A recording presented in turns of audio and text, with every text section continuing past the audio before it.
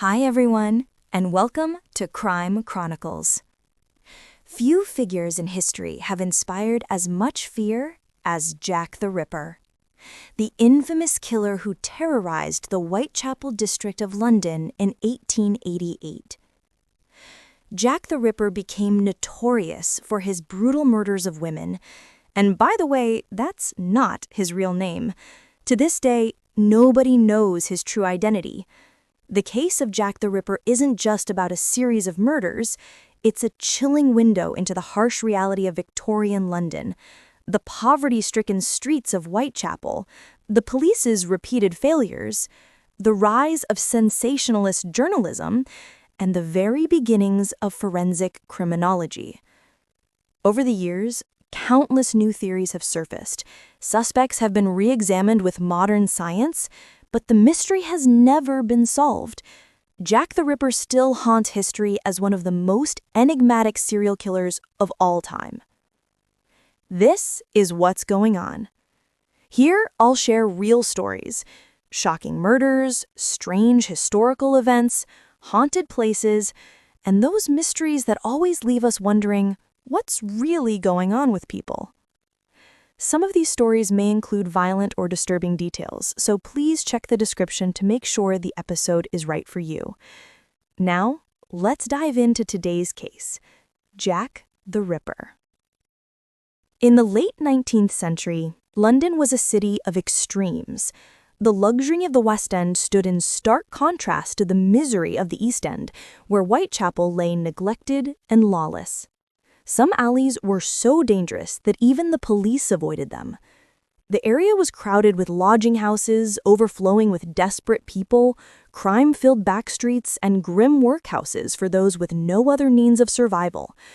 Poverty in England at the time was staggering. Many couldn't find work or even a roof over their heads. The Victorian government's solution was the workhouse, a place where the destitute could seek shelter. But in reality, they were closer to prisons.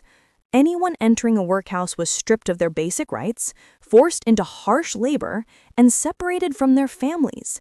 Men, women, and even children divided into different sections.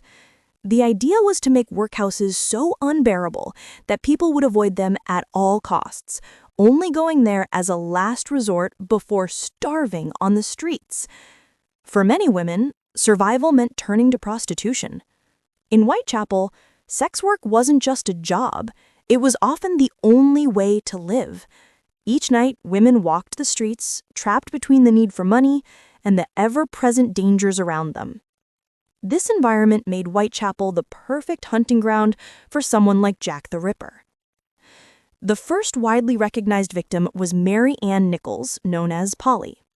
Her body was discovered in the early hours of August 31st, 1888.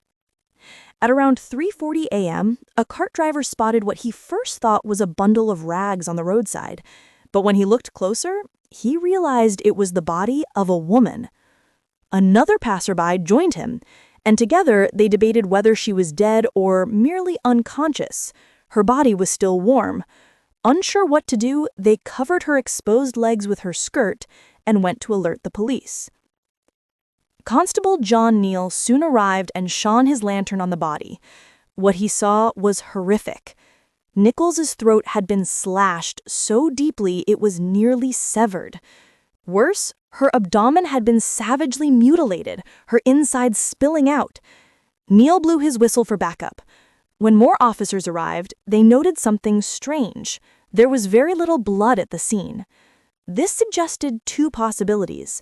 Either the murder had occurred elsewhere and the body was moved, or the killer was highly skilled, killing in a way that minimized blood loss on the ground.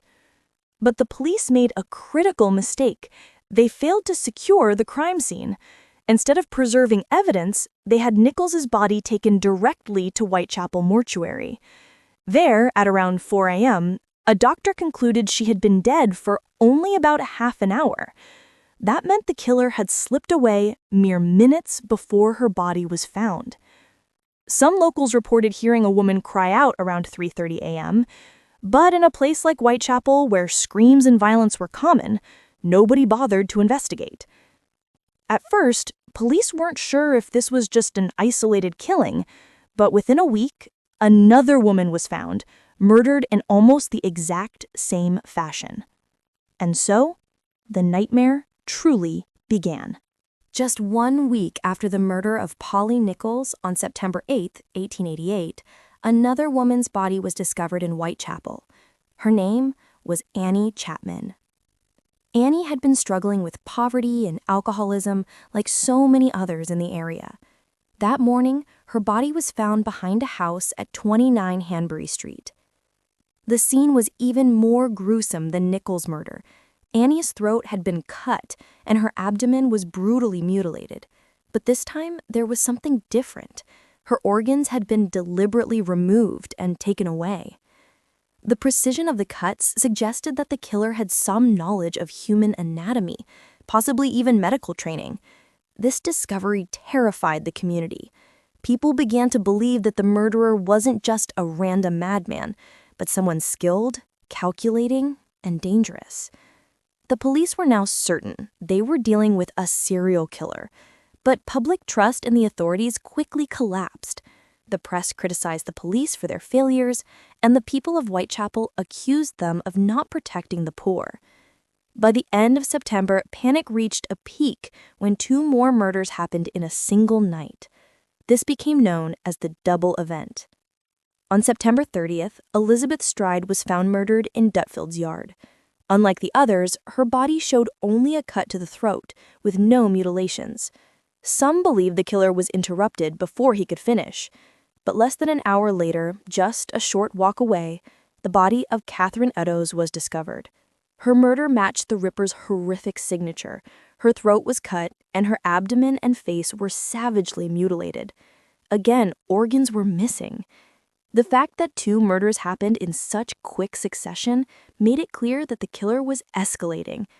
The police were under immense pressure, and the newspapers fueled public hysteria. Letters began arriving, supposedly from the killer himself. The most famous was signed Jack the Ripper. Some historians believe these letters were hoaxes written by journalists to sell papers, but others argue they may have come directly from the killer. Regardless, the name stuck, and Jack the Ripper became the identity that terrified the world. The final canonical victim, as most historians agree, was Mary Jane Kelly. On November 9, 1888, her body was found in her small room at Miller's Court. Unlike the others, this murder didn't happen on the streets. It was indoors, giving the killer more time. What the police found was beyond anything they had seen before. Mary Jane Kelly's body was mutilated to an unimaginable extent. The brutality shocked even the most hardened officers, and it remains one of the most horrific crime scenes in history. After Kelly's murder, the killing seemed to stop. Some believe the Ripper died, was arrested for another crime, or simply moved away. Others think he chose to stop because the intense public attention made it too dangerous to continue. Over the years, dozens of suspects have been suggested, from local butchers to doctors, even famous figures like artist Walter Sickert and Prince Albert Victor. But despite endless investigations, the true identity of Jack the Ripper has never been proven. What makes the case so haunting is not just the brutality of the murders, but the fact that it has remained unsolved for more than 130 years. It's a mystery that continues to fascinate criminologists, historians, and true crime enthusiasts alike.